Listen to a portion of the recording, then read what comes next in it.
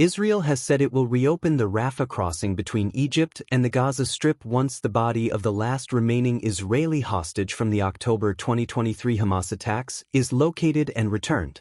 The announcement marks a shift in Israel's position and comes amid continued efforts to recover the body of Ran Gavili, a 24-year-old Israeli police officer who was killed while defending a kibbutz during the Hamas-led assault. Hamas has claimed it has already provided information about his whereabouts, and Israeli forces are now conducting an active search operation. According to Israeli officials, the reopening of the Rafah crossing will be limited and carefully controlled. It will only allow the movement of people rather than unrestricted access for goods or large-scale aid deliveries. The Israeli government has made clear that this step will only take place once the operation to recover Gavili's body is completed. This makes him the last remaining hostage in Gaza whose remains have not yet been returned. The search for Gavili's body has been ongoing for several weeks. Israeli military sources say that new intelligence information has recently been shared with them and that this has led to focused search efforts in northern Gaza. The operation is currently centered on a cemetery located east of Gaza City close to the so-called Yellow Line, which marks areas under Israeli military control. Israeli forces are reportedly exhuming bodies in that area in an attempt to locate the remains. Israeli officials say this development represents a change from their earlier stance when they refused to reopen the Rafah crossing because of delays in the return of hostage bodies. Under the initial ceasefire agreement, which came into effect in October, it was expected that all remaining Israeli hostages, both living and deceased, would be returned. In return, Israel was supposed to reopen the Rafah crossing due to its critical humanitarian role. However, because the process of returning hostage bodies moved slowly, Israel decided not to proceed with reopening the crossing at that time. This decision became a major point of contention during negotiations and humanitarian discussions. The Rafah crossing is widely regarded as the most important gateway into and out of the Gaza Strip. It is the only crossing that connects Gaza directly to Egypt rather than Israel. For that reason, it plays a crucial role in humanitarian access, medical evacuations, and civilian movement. If reopened, the crossing would allow Palestinians to leave Gaza for medical treatment that is not available inside the territory. Thousands of sick and wounded people are believed to be in need of urgent care abroad due to the severe strain on Gaza's health system.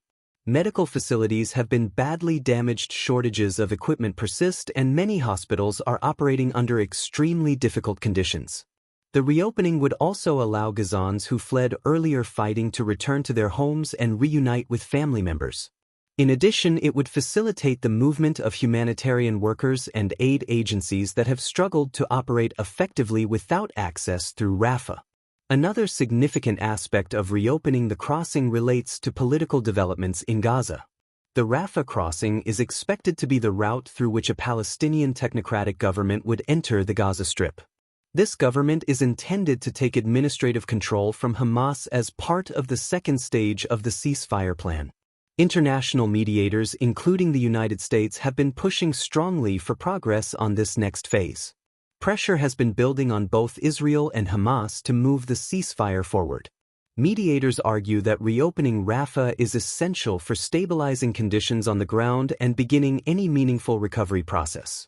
Despite this, there remains strong resistance within parts of Israel to advancing the second stage of the ceasefire without the full return of all hostages, including Gavili. Recent international discussions have highlighted this tension. While ambitious plans for the reconstruction of Gaza have been presented, including proposals for long-term rebuilding and economic recovery, these ideas stand in stark contrast to the current reality on the ground. The continued closure of the Rafah crossing and the unresolved issue of the final hostage body underscore how fragile the situation remains. There is also concern that delays could further undermine trust between the parties. Israeli officials maintain that reopening the crossing without resolving the hostage issue would be unacceptable to the public and to families of those killed. At the same time, humanitarian organizations warn that prolonged closure will worsen already dire conditions for civilians in Gaza. International mediators are now working to bridge this gap.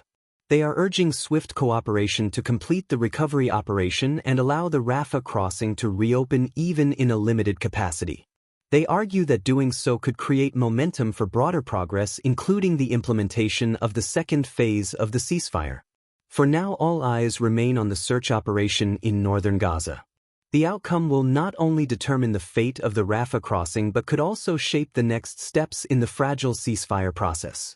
Until the body of Rangavili is found, uncertainty continues to dominate both humanitarian planning and political negotiations surrounding Gaza.